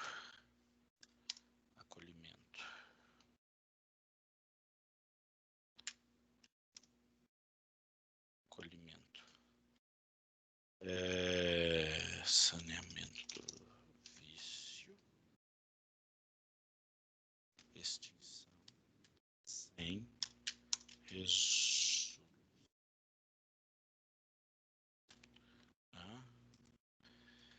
Tanto é que no acolhimento da prescrição, você vai ter acolhimento da prescrição, você vai ter a extinção com resolução de mérito. Com resolução demérito. Diferente do acolhimento lá das preliminares, entendeu? Bem diferente, por sinal. Tá? Inclusive, a prestação já era coisa julgada material. Entendeu?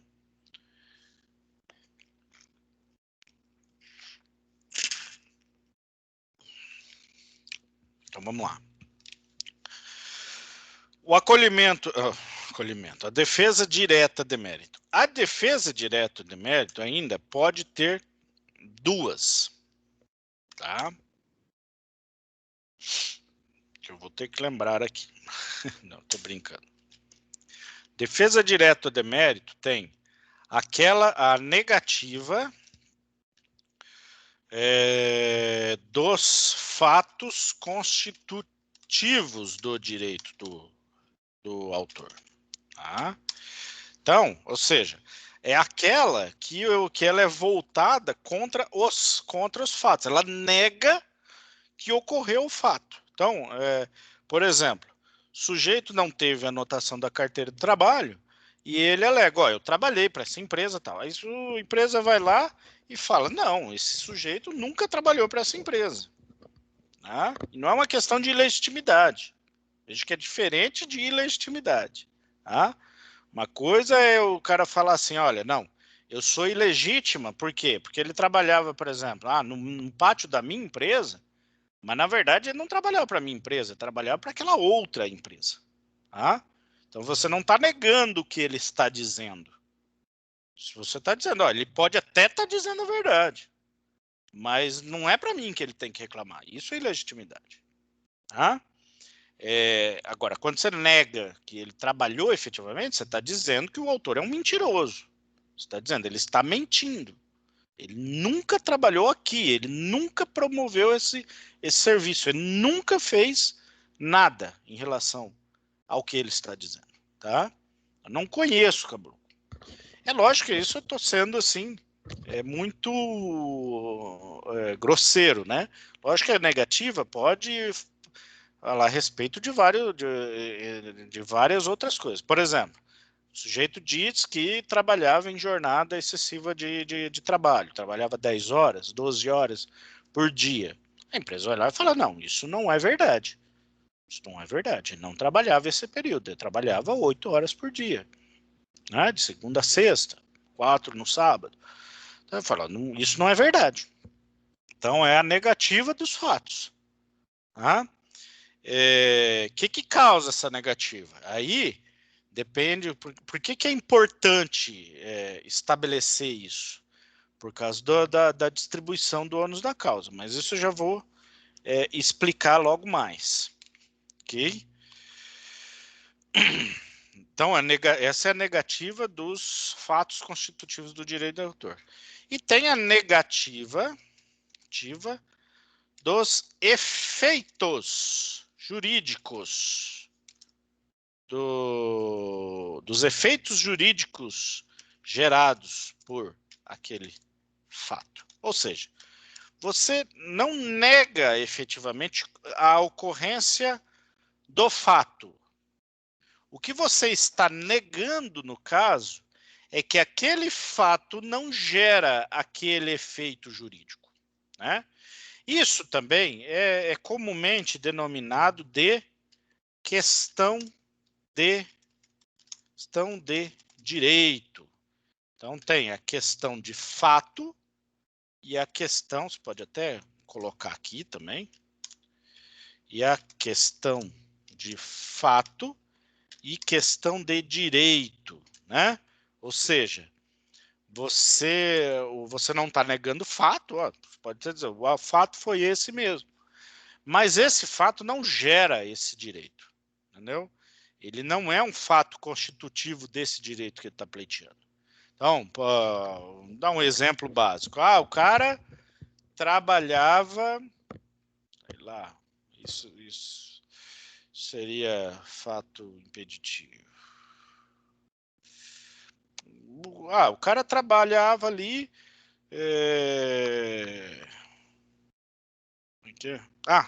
Vou até dar um exemplo que eu lembrei. Exemplo real. que eu vi acontecer. O cara estava pedindo adicional de periculosidade. Por que que ele estava? Ele estava alegando que trabalhava com cavalos, tá? Que trabalhava na doma de cavalos. Eu não sei como é que isso está hoje, não sei se tem alguma coisa a ver. Eu acho que não. Mas talvez até regulamentar dessa forma. Mas na época, pelo menos, esse tipo de atividade não gerava direito adicional por periculosidade. Pelo menos na época não gerava, não estava na norma regulamentadora a respeito do adicional de periculosidade. E aí o sujeito pediu, né? Não, eu quero adicional de periculosidade porque eu trabalhava com cavalos, né? Na defesa, falou, olha, realmente, ele trabalhava com cavalos, né? Ele trabalhava para essa fazenda, no caso, na doma de cavalos. É uma fazenda que tinha criação grande de cavalo e trabalhava na doma, nem sei se era na doma, não lembro, na doma de cavalos. A gente não nega isso, só que isso não gera o direito do adicional de periculosidade. Lógico que tinha outras coisas, né? Não era só isso, mas então teve depoimento do reclamante. Aí o juiz perguntou assim para ele, perguntou, olha, por que o senhor acha que o senhor tem direito ao adicional de periculosidade? Ah? Aí ele respondeu, não, doutor, porque o cavalo ele pode morder, né? Ele morde, eu já levei várias mordidas de cavalo, então é muito perigoso trabalhar com cavalo. Então, enfim, ele estava com advogado, tudo.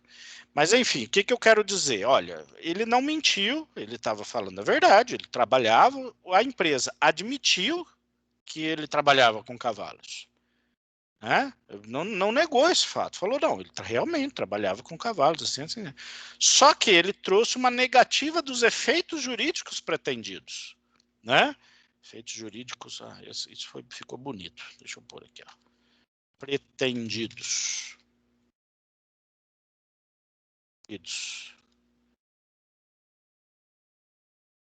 Pelo autor.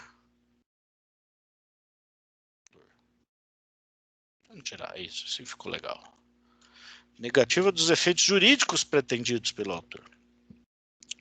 Então, assim, olha, se você admite aquele fato existiu, mas isso não gera o direito que ele está pleiteando. Então, a norma de regulamentadora, naquele caso de doma de cavalos, não tinha previsão de adicional de periculosidade para essa atividade. Então, esse direito que ele está alegando que tem, ele não tem, na verdade. O fato foi verdadeiro, ocorreu, foi daquela forma, mas não constitui direito nenhum. Por quê? Porque ele não causa, não gera esse efeito jurídico que ele está pretendendo. Tá? Então, isso é a defesa direta de mérito. Veja que ele é uma defesa direta de mérito, por quê? Porque ele ataca ele ataca de forma frontal as alegações da inicial.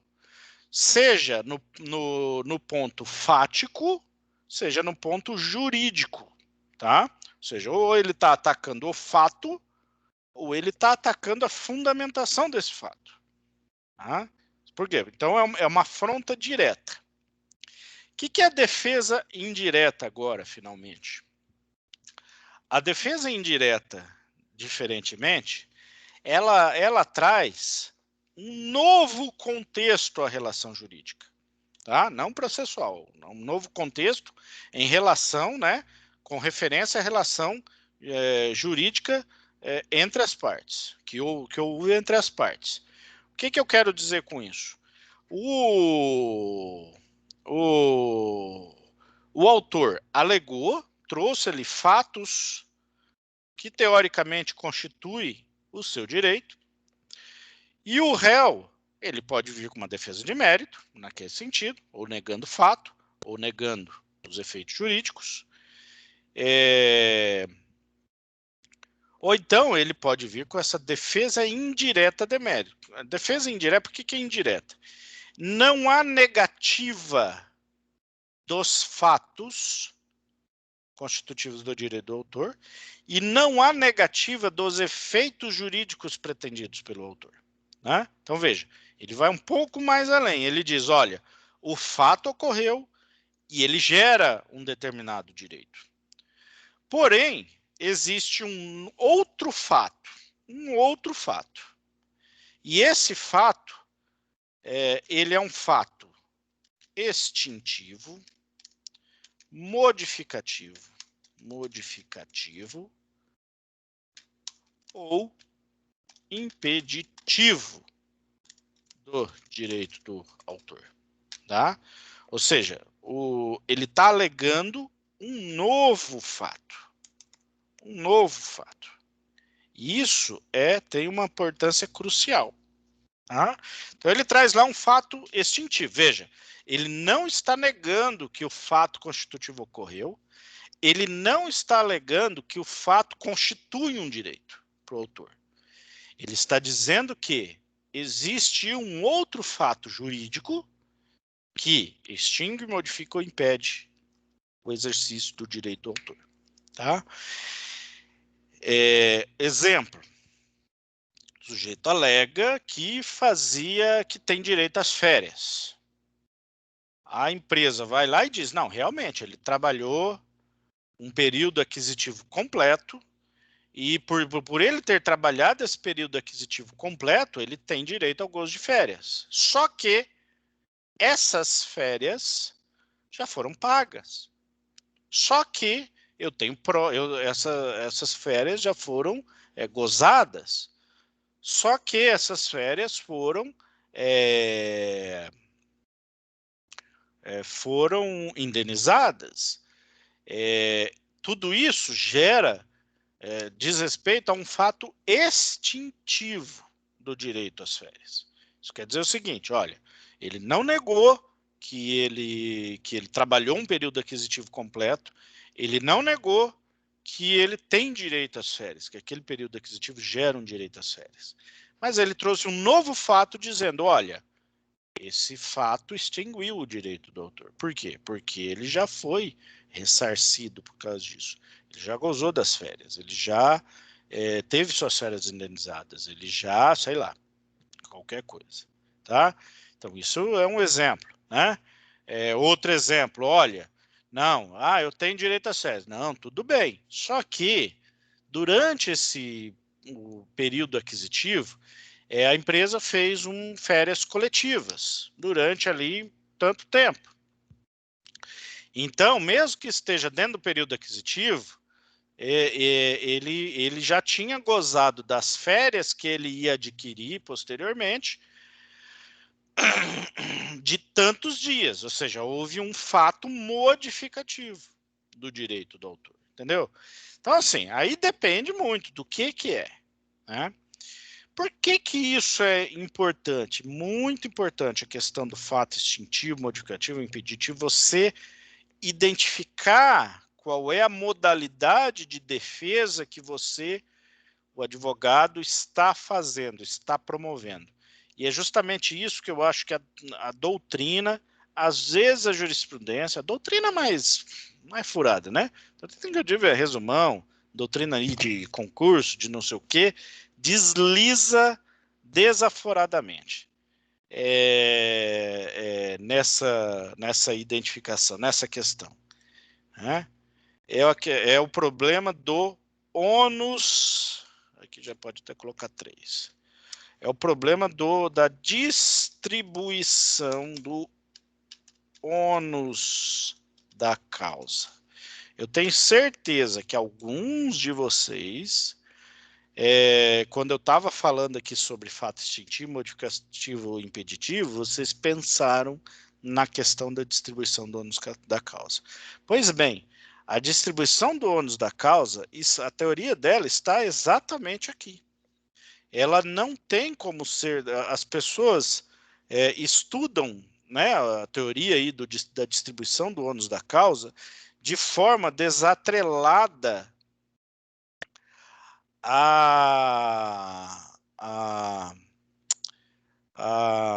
aos pontos que são efetivamente controversos no conflito processual. E isso é muito perigoso. Por quê? Porque você só consegue definir o ônus da causa, de quem é o ônus da causa, quando você já sabe quais são os pontos controvertidos. Tá? E 2, quando você define o tipo de defesa que é apresentada. Entendeu? Por que isso? Né? E isso, no processo de trabalho, te facilita meio mundo para você identificar. Processo civil também, tranquilamente. Mas o problema é que essa gama de estudos a respeito da distribuição dinâmica do ônus da causa, houve inclusive uma linha, né, no Código de Processo Civil de 2015, colocando os critérios para estabelecer essa distribuição dinâmica. Eu até acho que ficou para o que tinha sido proposto anteriormente em outros projetos, ficou até bem escrito. Mas o que as pessoas se enganam muito, e eu já li isso muito em vários artigos, elas confundem distribuição dinâmica do ônus da causa com alegação de fato extintivo, fato modificativo, fato impeditivo do direito do autor.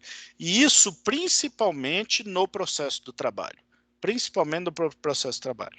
Então, que vem dizer assim, olha, no processo do trabalho, a regra, eu já li isso, né? A regra é distribuição dinâmica do ônus da causa. Então, se qualquer dúvida que houver, o ônus da causa é todo do empregador. Mentira, isso não é verdade, isso não acontece na jurisprudência. Não acontece na jurisprudência. Se você fazer um levantamento, a distribuição dinâmica na Justiça do Trabalho, você vai encontrar, se encontrar em 1%, 2% dos processos. Entendeu? Por quê? Porque a aplicação de distribuição dinâmica do ônus da causa, ela é rara, porque não é necessária, o tempo todo, pelo menos.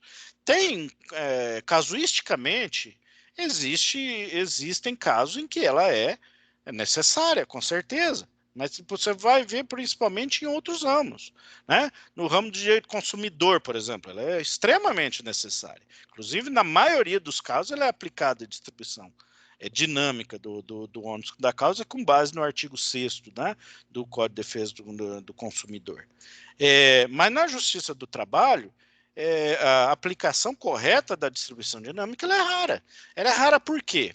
O problema está em que a maioria das defesas que são cabíveis de serem feitas se tratam de fato extintivo, modificativo ou impeditivo do direito do autor. Entendeu? Esse que é o problema. Então, o que eu posso dizer aqui? Regra, distribuição estática.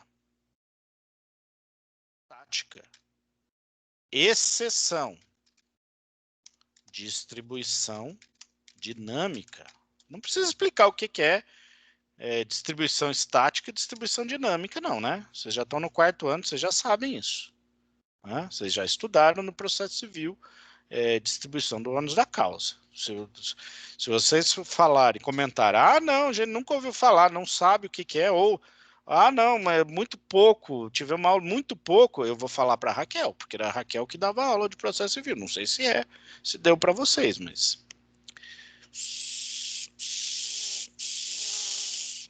então vamos lá. Mas então não vou ficar aqui me aprofundando, já temos 2 horas e tanto de aula aí, diretão, não vou ficar me aprofundando o que é uma coisa, o que é outra. Veja, qual que é a regra da distribuição do ônus da causa? Tá? A regra está lá no artigo 812, vou até olhar isso aqui para ter certeza. Inclusive ela teve uma alteração, né? Uma alteração aqui. Deixa eu ver se eu lembro. Só um pouquinho, tá, gente? 800... Ordem processual 803. Juiz dos conflitos. Conflito. Audiência das provas. O ônus da 818. Tá, né? Ela teve até uma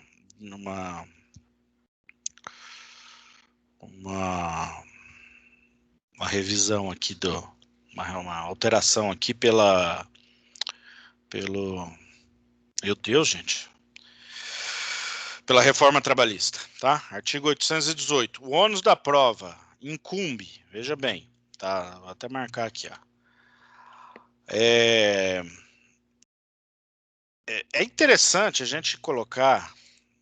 Eu acho que o texto anterior era fabuloso. Não precisava ter mudado isso, tá? Era melhor do que o Código de Processo Civil. O texto anterior do 818 era assim: incumbe provar o fato aquele que alega. Basicamente era isso, com alguma outra palavra diferente. Fantástico, porque incumbe provar o fato aquele que alega. Ou seja, ele está dizendo, o que ele trouxe? Aí o Código de Processo Civil, tanto anterior quanto o atual, fala a mesma coisa de uma forma mais bonita. Agora ele traz assim, ao autor incumbe provar os fatos constitutivos que alega, né, do seu direito. Ao réu incumbe provar os fatos impeditivo, modificativo ou extintivo do direito do autor. Então, assim, na verdade ele está falando a mesma coisa. Tá? Por quê? O fato constitutivo do autor, ou seja, o autor alegou o fato, caberia a ele provar. O réu, fato impeditivo, modificativo ou extintivo, o réu que alegou, cabe a ele provar. Então, eu achava que o texto do 818 era perfeito, não precisava botar e nem tirar nada, né? Então, assim, incumbe aquele provar o fato que alega. Então, veja, qual que é a distribuição do ônus da causa? Olha, o fato que o autor alegou, ele prova. O fato que o réu alegou, ele prova. Então, quando o autor diz assim, olha, eu trabalhei de tal dia a tal dia, ou seja, cumpri com um período aquisitivo completo, então tenho direito a uma indenização de férias integrais. Tá? Veja, o réu pode falar, não, ele não trabalhou. Tá, mas daí ele vai estar não reconhecendo o próprio vínculo, ou seja, isso vai gerar um efeito muito maior. Então, ele pode, o que vai ter? Geralmente se alega, olha, eu paguei. Olha, ele gozou essas férias. Olha, ele não. Olha, isso foi. Eles tiveram férias coletivas. Então foi modificado. O que é essa alegação do réu? É uma negativa dos efeitos? Não. Ele é um novo fato. Ele é um fato extintivo. Ele pode ser um fato modificativo. Como ele é um fato novo que o réu está trazendo, isso é distribuição dinâmica do ônus da causa? Não. Isso é distribuição estática. Se ele diz que pagou, cabe a ele provar. Entendeu? Então, ao autor, alegou um fato constitutivo de um direito para ele, e o réu disse que existe um outro fato. Tá? Agora, este outro fato deve ser provado. Se ele não provar este fato, né, então presume-se que o autor falou a verdade. Tá? Por que presume-se?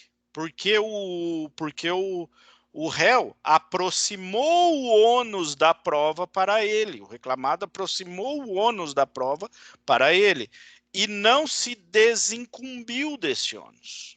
Né?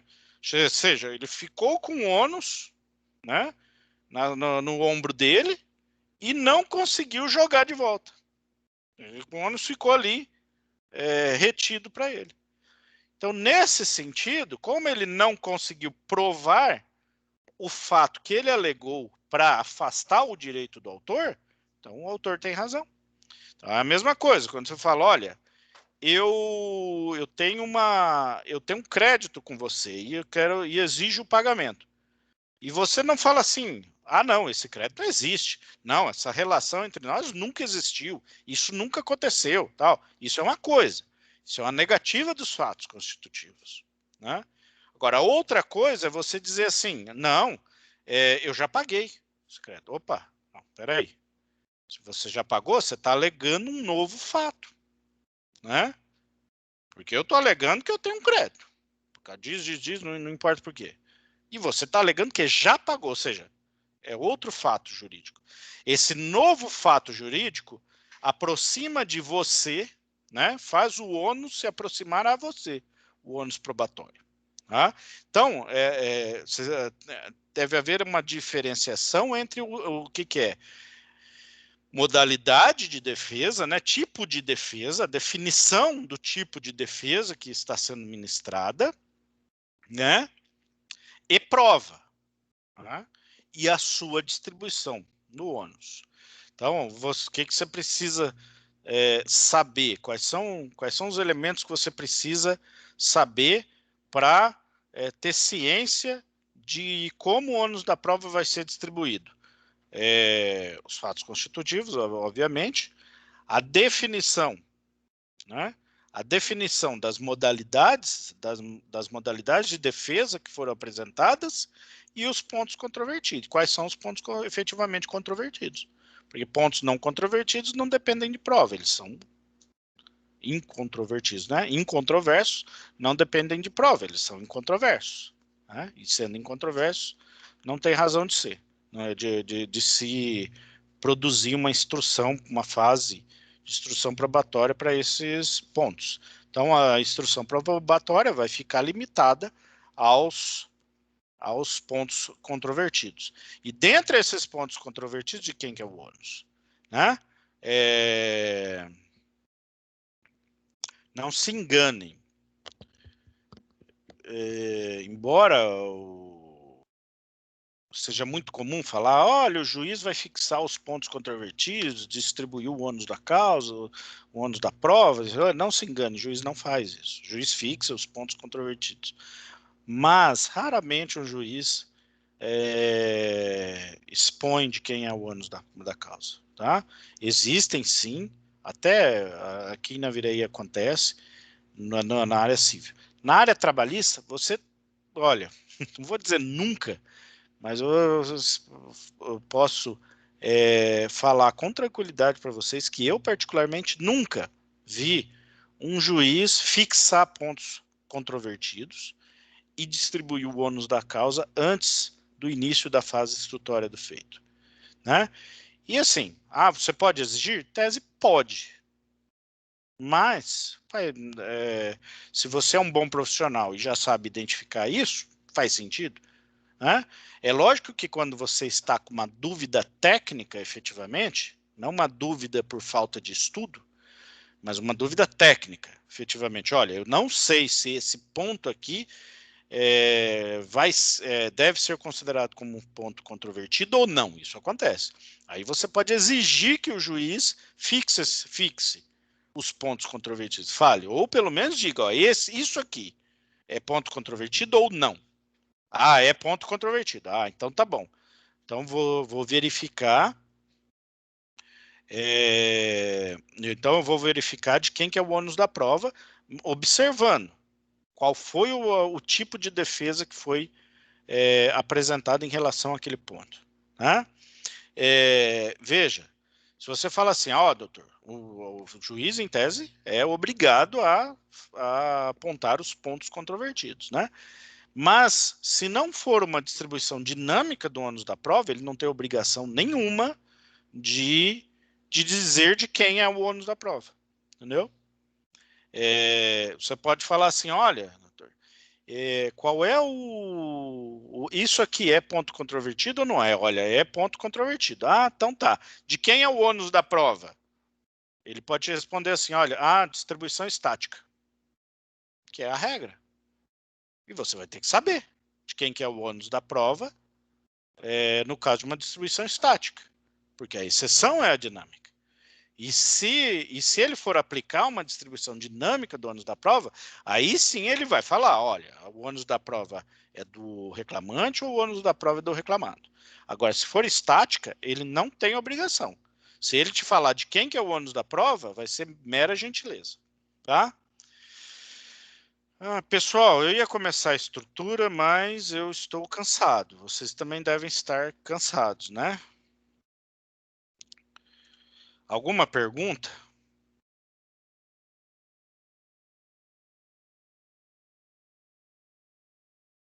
Oh, caramba.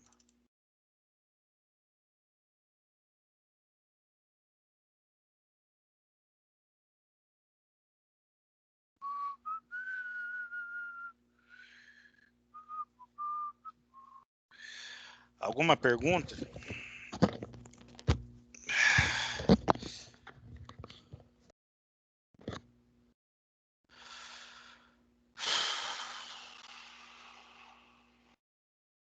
Tranquilo, certeza. Então tá. Eu vou mandar para vocês a estrutura, esses itens aqui que eu escrevi agora, a estrutura da contestação, tal. Até amanhã, segunda-feira, eu mando para vocês o caso, tá bom? Mas a gente volta a conversar mais um pouquinho para falar sobre a estrutura da contestação, para falar também alguma coisa sobre o caso da contestação na aula que vem, onde a gente daí termina essa parte de contestação e entra aí numa outra peça, provavelmente vai ser exceção de incompetência. Tá bom? Agora realmente estou cansado e, se eu não me engano, a sugestão da UEMS é que as aulas sejam no máximo de 2h30, né? Vocês estão tendo as aulas do dia da semana são 2h30 mesmo? Alguém está aí para conversar? Fale aqui, ó.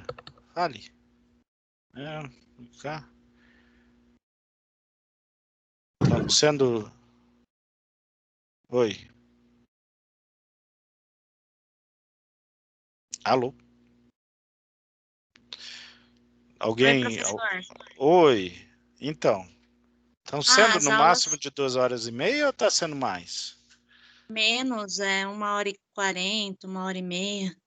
Ah, sério? Nossa, eu achei que eu achei que eles estavam dando mais até. Eu achei que ia até umas 3 horas de aula, né? Então tá. Bom saber então. Então eu tô além do necessário, então, né? Mas então tá jóia. Não, e são cansativas demais, né? Nossa, eu fico muito mais cansado dando aula assim do que ir presencial, viu? Eu tô doido para voltar, sinceramente, mas tudo bem. Gente, então vamos fazer assim. Eu vou mandar para vocês no grupo, então, esses itens aí que eu elaborei agora. Vou mandar a estrutura da contestação. Mais à frente um pouquinho eu mando o caso, tal. Mas não se preocupe, eu não vou colocar nem prazo por enquanto. Nós vamos terminar então de ver a contestação na semana que vem. Só que na semana que vem, além de terminar, que daí eu quero pegar poucos minutos ali do início da aula, aí depois nós vamos para a exceção. Não se preocupe que daí a exceção é coisa bem curtinha, ok? Então tá, gente. Se não tiver nenhuma pergunta, eu tô tranquilo para encerrar. Tá bom? Então tá jóia. Gente, obrigado. Obrigado. Então, até semana que vem. Qualquer questionamento, qualquer dúvida que vocês tiverem, podem passar lá no grupo, podem me falar diretamente no privado, pode me ligar, pode me mandar e-mail, tanto faz, tá? Eu estou à disposição, ok? E eu pretendo ver se eu consigo corrigir a reclamação trabalhista ainda esta semana para vocês já terem aí uma noção de como que é meus critérios de correção. Ok? Gente, obrigado. Até semana que vem.